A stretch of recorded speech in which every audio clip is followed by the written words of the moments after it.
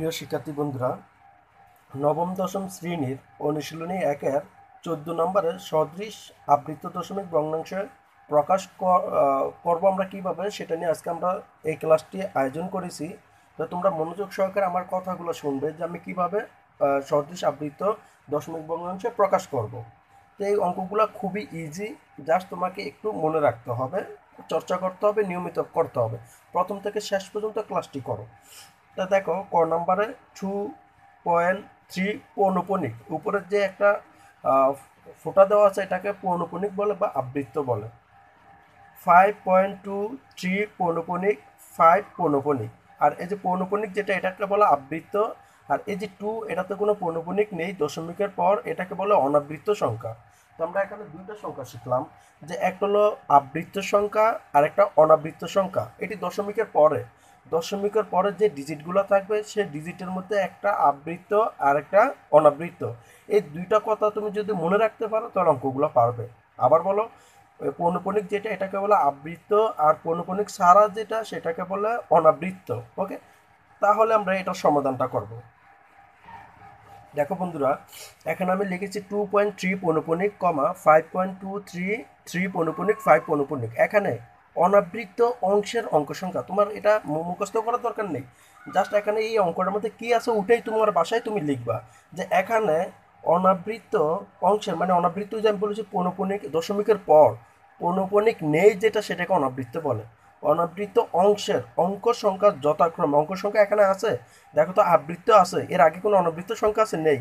তো লিখছি কি জিরো, নেই মানে কি জিরো। ও মানে পরেরটার দেখো অনাবৃত্ত অঙ্ক সংখ্যা এখানে কয়টা আছে? 2, মানে একটা আছে। তো লিখছি কি 1। এবার বুঝতে পারছো? মানে লিখছি এখানে অনাবৃত্ত অংশের অঙ্ক সংখ্যা যথাক্রমে 0 এবং কত 2, সরি 1। মানে 2 মানে একটা ডিজিটের জন্য 1 লিখতে হবে, 1।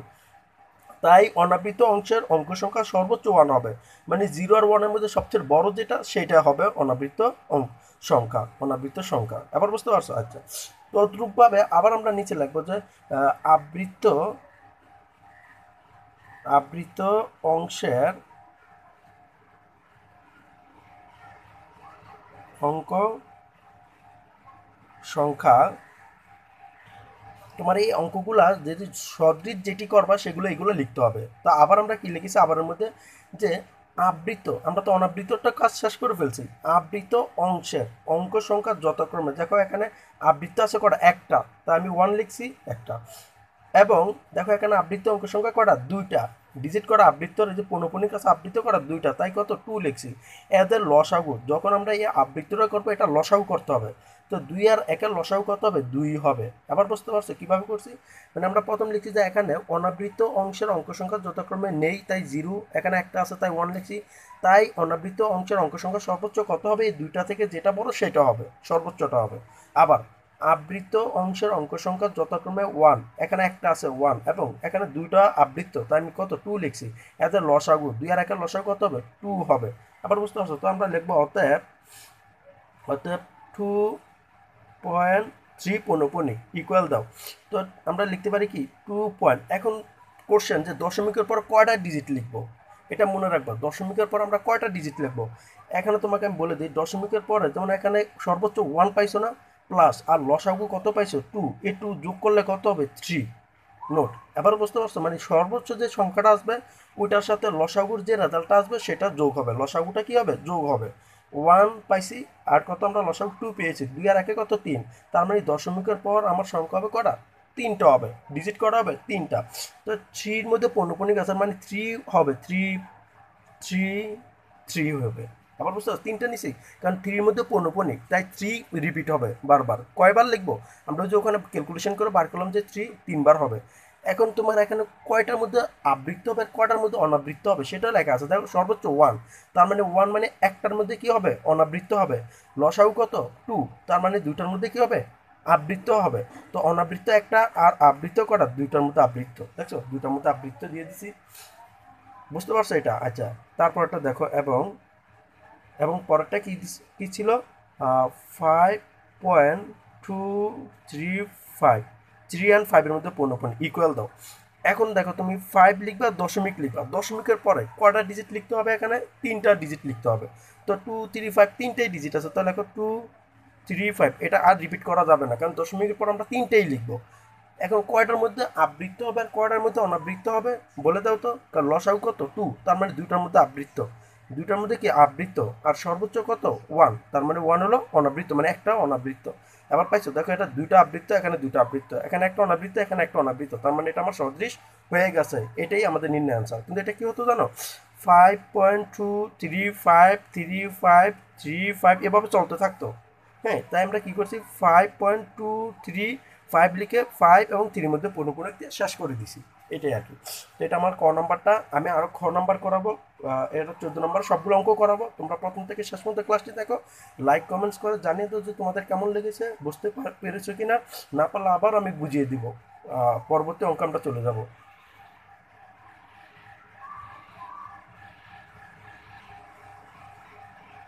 দেখো আমরা খ নম্বরে 7.26 পৌনঃপুনিক, 4.237 পৌনঃপুনিক আর অনাবৃত্ত অংশের আমরা এই যে এটার সমাধান করব। হ্যাঁ, এই অঙ্কটা আমরা লিখবো এত এর, এখানে অনাবৃত্ত সংখ্যা দেওয়া প্রথমটা কয়টা আছে, দশমিকের পরে যেটার উপরে এই যে একটা ফোঁটা থাকবে সেটাকে বলবো আমরা আবৃত্ত, সেটাকে বলবো কি আমরা আবৃত্ত। আর যেটার মধ্যে ফোঁটা থাকবে না সেটাকে বলবো অনাবৃত্ত। তো এখানে অনাবৃত্ত অঙ্ক সংখ্যা দেখো একটা, আর এখানে অনাবৃত্ত অঙ্ক সংখ্যা কটা, একটা দুইটা। তো এটা কথাই তুমি লিখবে যে এর অনাবৃত্ত অংশের অঙ্ক সংখ্যা যথাক্রমে 1 একটা এবং 2 সেকেন্ড আছে কটা দুইটা। এখানে অনাবৃত্ত অংশের অঙ্ক সংখ্যা সর্বোচ্চ কত 1 এবং 2 থেকে যেটা বড় আমরা সেটা নিব, কত 2 হবে। তার মানে অনাবৃত্ত সংখ্যা আমরা কত নিব, 2 নিব। বুঝতে পারছো, অনাবৃত্তর কথাটা আমরা এটা কথায় লিখবো, বুঝিয়ে লিখবো যে অনাবৃত অংশের অঙ্ক সংখ্যা যথাক্রমে 1 এবং 2। এখানে অনাবৃত অংশের অঙ্ক সংখ্যা সর্বোচ্চ 2 হবে। এই যে এখানে একটা, এখানে দুইটা, তো সর্বোচ্চ আমরা কত নিব, 2 নিব। অনাবৃত্তের ক্ষেত্রে যেটা সবচেয়ে বড় ডিজিট হবে আমরা সেটা নিব। তার মানে 1 এবং 2 এর মধ্যে 2 বড়, তাই 2 নিব। তারপর লিখবো আবার, দেখো আমরা কি করেছি, আমরা তো আবৃত্তটা অনাবৃত্তটা বের করলাম। এখন আবৃত্তর ক্ষেত্রে কি হবে, আবার এখানে আবৃত্তর সংখ্যা করা একটা, এখানে করা একটা, তো এটাই লিখবো যে আবৃত্ত অংশের অঙ্ক সংখ্যা মানে যে ডিজিট আর কি, যথাক্রমে 1 একটা এবং 1 একটা। এই যে পৌনঃপুনিক উপরে দিয়ে দিছে ফোটা কয়টা, এখানেও একটা এখানেও একটা, তাই 1 এবং 1 এজ এ লসাগু। আমরা জানি আবৃত্ত যেটা সেটা লসাগু করতে হয়, তো 1 এবং 1 এর লসাগু কত হবে, 1ই হবে। এখন পরবর্তীতে আমরা যখন নির্ণয় করবো তখন 2, আর আমরা কত পেলাম, সর্বোচ্চ 2 পেয়েছি অনাবৃত্ত, আর আবৃত্ত পেলাম কত 1। এখন দেখো অতএব 7.26 পৌনঃপুনিক ইকুয়াল দাও।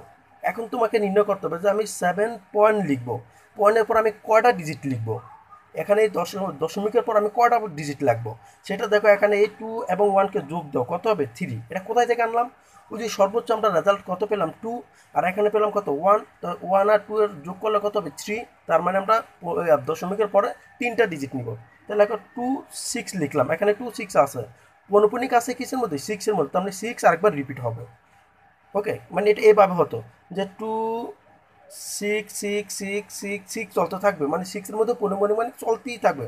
তো আমরা এটাকে লিখবো 0.26 আবৃত্ত দিয়ে শেষ করে দিব, এটাই আর কি। তার মানে এটা কি হলো তোমার, আমরা নিলাম। এখন তোমার কোশ্চেন যে আমি কয়টা আবৃত্ত থাকবে আর কয়টা অনাবৃত্ত থাকবে, এটা তো শেষ হয় নাই, কারণ এটা তো আবৃত্ত দিতে হবে, অনাবৃত্ত রাখতে হবে। কয়টা আবৃত্ত হবে, কয়টা অনাবৃত্ত হবে, এখানে তিনটা কথা বলুক। একটা কি দশমিকের পরে কয়টা ডিজিট লিখবো সেটা আমরা সর্বোচ্চ এবং লসাগু রেজাল্টটা দিয়ে যোগ করে যেই সংখ্যাটা পাবো ওইটার অতটা ডিজিট লিখবো, নাম্বার 1।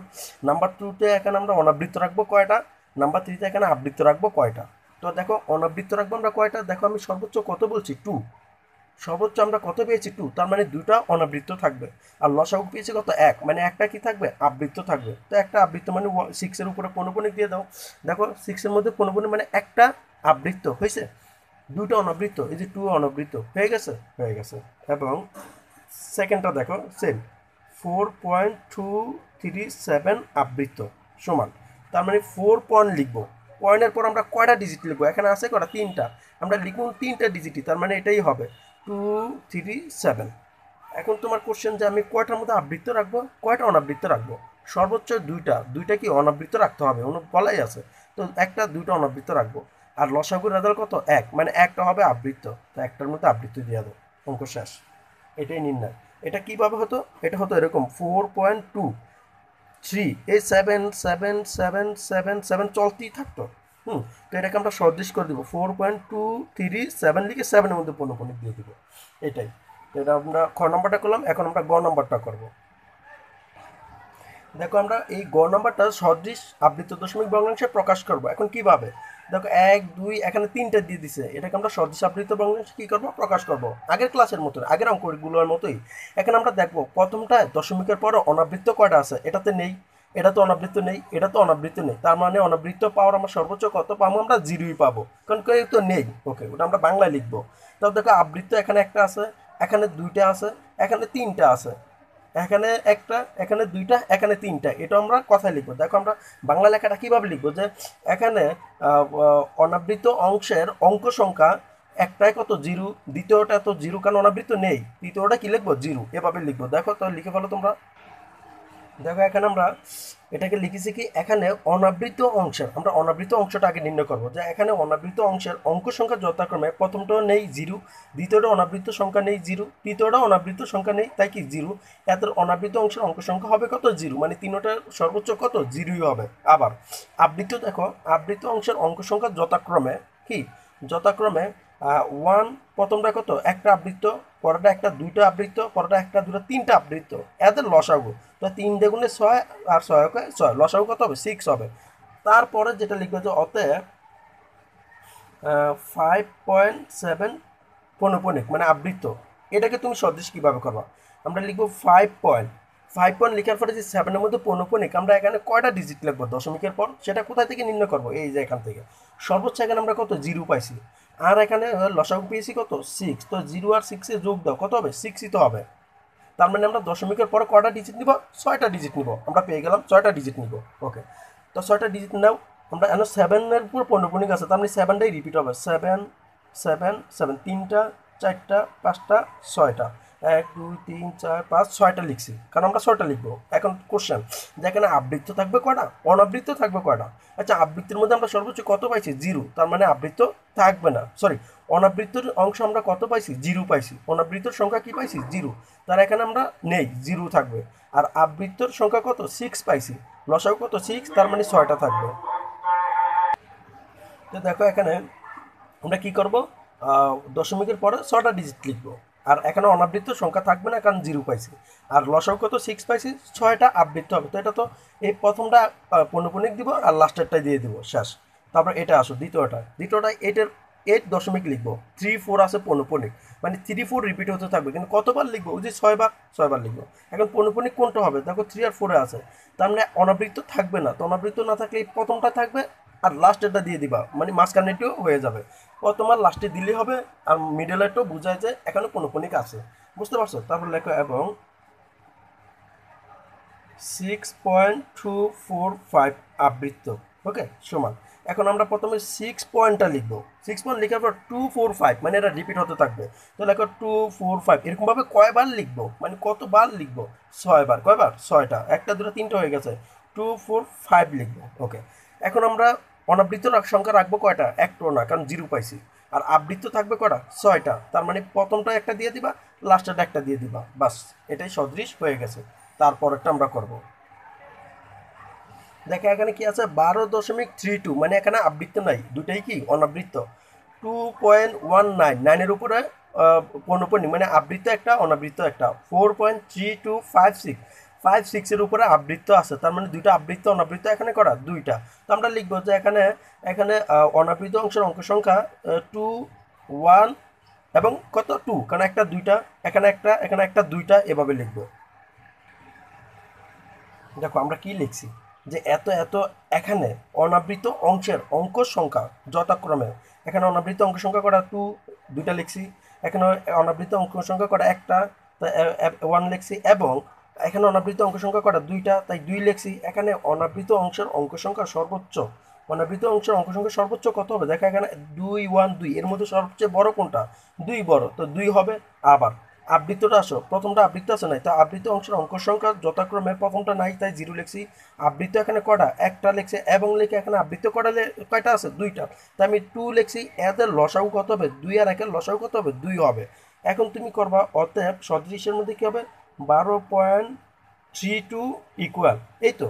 এখন এটাকে তুমি কিভাবে নির্ণয় করবা? এখানে আমরা 12 দশমিক লিখবো, দশমিকের পরে যেই কয়টা সংখ্যা লিখবো, দশমিকের পরে এখানে কয়টা ডিজিট লিখবো, এটা কিভাবে পাবো আমরা? এই যে এখান থেকে পাবো। এখানে দেখো তো সর্বোচ্চ অনাবৃত অঙ্ক সংখ্যা আমি কত নিয়েছি, সর্বোচ্চ 2। তো লেখো 2 প্লাস, আর এখানে লসাগু পাইছি কত, 2। তো লেখো কত, লসাগু 2 প্লাস সমান কত হবে, 4।